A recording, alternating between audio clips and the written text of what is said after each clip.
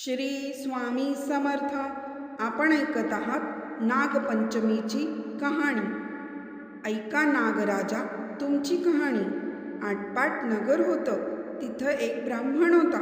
त्या ब्राह्मणाला 5-6 सुना होत्या. श्रावणात नागपंचमीसाठी त्या कोणी आजोळी, कोणी पंजोळी, तर कोणी माहेरी गेल्या. सर्वात धाकटीला माहेरचं कुणीच नव्हतं. तेव्हा ती जरा नाराज झाली, पण मनात म्हणाली, माझे सर्व संबंधी नागोबा देव आहे. नागोबा मला माहेराहून न्यावयास येतील. तिच्या मनातील तो दृढ भाव पाहून शेष भगवानास तिची खूपच दया आली. ब्राह्मणांचा त्याने वेश घेतला आणि त्या मुलीला नेण्याकरिता आला. ब्राह्मण विचारात पडला. त्याने आपल्या सुनेला विचारलं. तिनेही हे माझे मामा आहेत असं सांगितलं.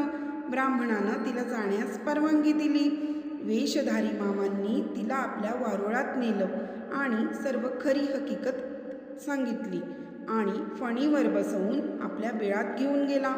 आपल्या बायका मुलांना ताकीद दिली की हिला कुणीही जाऊ नका. एके दिवशी नागाची नागिन बाळंत होऊ लागली.